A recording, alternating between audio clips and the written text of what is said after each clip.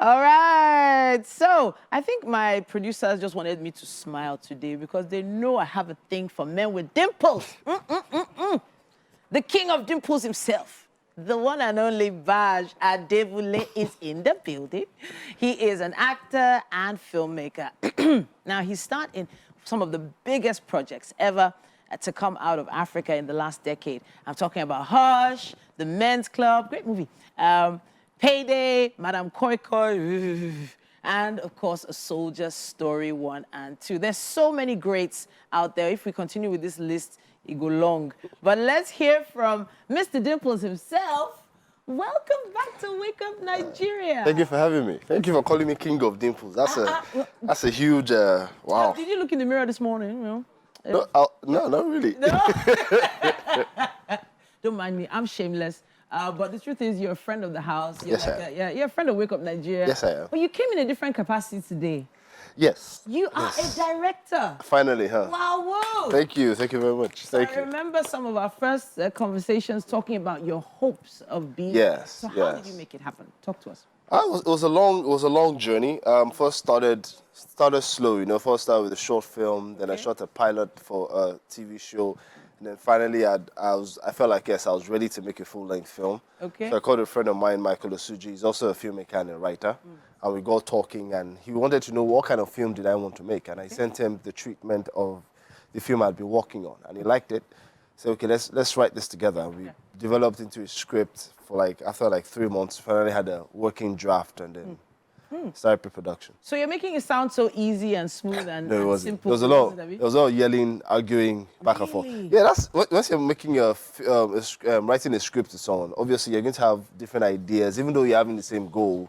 You have different ideas, but we are very good friends. So even when we are going at each other's necks, we both understand we're just trying to make something good. So eventually, we got a draft that we both were happy with. Then. So, you know, working as a director means you're behind the camera, you're not in front of it. Yeah. And then having conversations like the ones you're talking about, usually your mindset should probably still be for front of camera. As well, yeah. As well. So how were you able to switch your mind, you know, switch your mindset? I kind of created one, it's kind of like almost compartmentalizing, sort of. I created a part of my mind where the character should exist. Okay. And I also put it there. Everything I was going to do in the film was already rehearsed and already almost set in stone.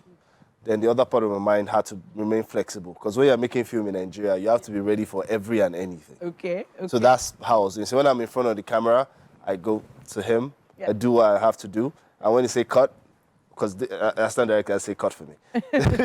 When he says cut, then I switch back to me, check the takes, see if we have to do another one, so on and so forth. So that can't be easy. It wasn't. It was pretty difficult. It was pretty strenuous, but it was an experience, and I had a good time. You got a good time.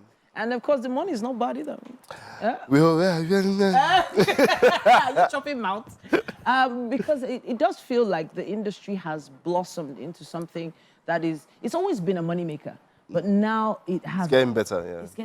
It's becoming even more huge.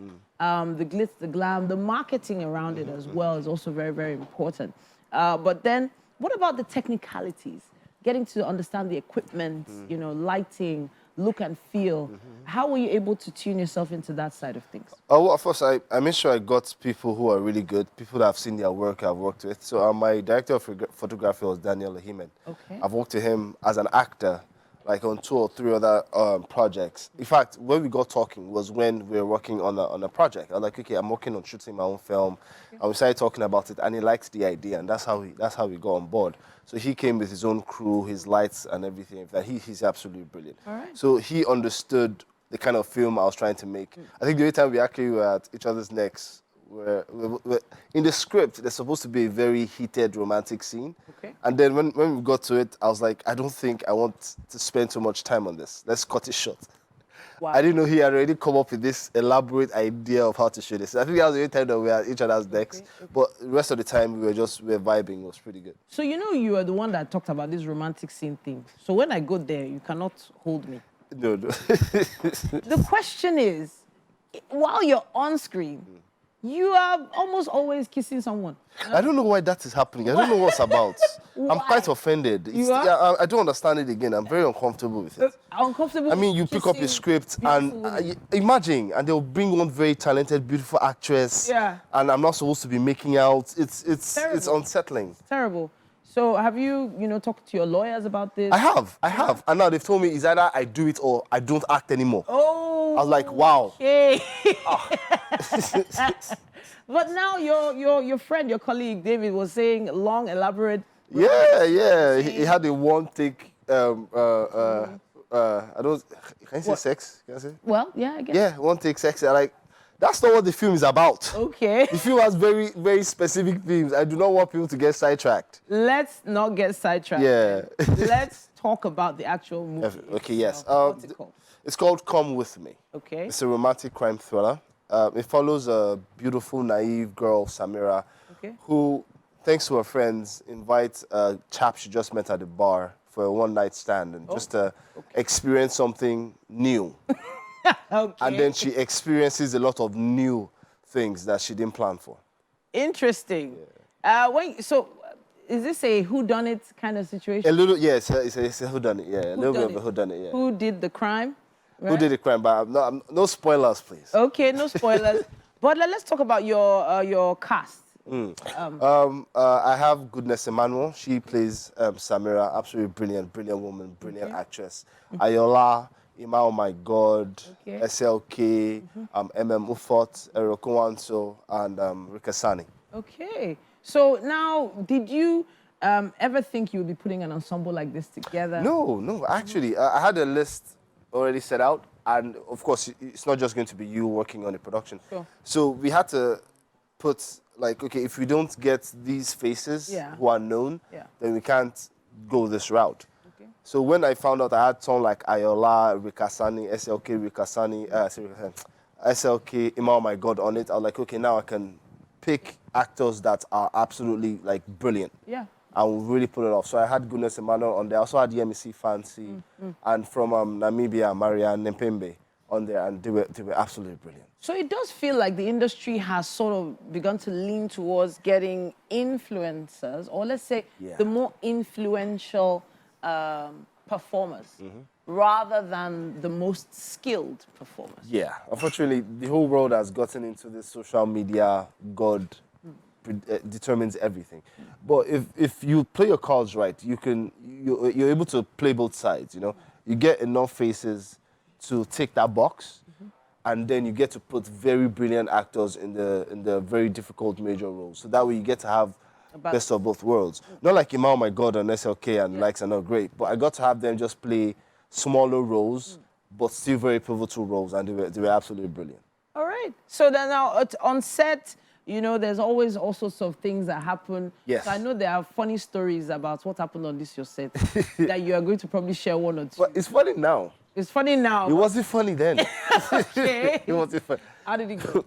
Our first day of shoot, of course, we already had a set schedule, different locations. Halfway through the first day, we got a call from the lady who owns the house we were supposed to use. I said she's no more doing. Wow. I'm like, sorry, ma, I don't understand. Because it wasn't just any kind of house. The story is very specific to the theme of the house. This house is supposed to, in a way, represent Nigerians and how isolated they are as far as security is concerned. So the house sort of had to be in the middle of nowhere. Oh. Yeah, I couldn't just pick any other house. Because when you even start the film, you see that mood of you're flying through the air and you're landing in a house in the middle of nowhere. Okay, so couldn't... I can't just move it. I'm like, sorry, ma, you can't start explaining that, Like, oh, ma, please. So she said, okay, if we can come the next day and shoot. What was specific about that day? Why? Something about husband, I don't know. Wow. And once you put husband in the conversation, there's really no begging you want to beg. Okay. So like if you can come the next day and shoot, like film doesn't work that way. I can't just read. And apparently we had to do that. So we had to start calling everyone that, yes, we need to change your shoot date. It was really, really uncomfortable for everyone. Wow. But lucky for me, I had friends working as both cast and crew on the project. So they understood the plight. They loved the film. Yeah. And like, okay, we'll make it work. And we made it work. Honestly, I'm extremely proud of you. I feel like, you. Thank you so much. like my brother. Like my brother is finally director. Thank you. Thank you so much. Thank you. I can't wait to see it myself. It's on Prime Video. Oh. Yeah, yeah. We did a festival run for the first year and then put it on Prime Video. Fabulous, fabulous, fabulous. You know what? We're going to be looking out for it. Probably talk about it in our movie segment sometime soon. That'd be lovely. But we have something splendid that has been put together by our chef. Oh, fantastic. I'm starving. You are? Actually, for real hungry, actually.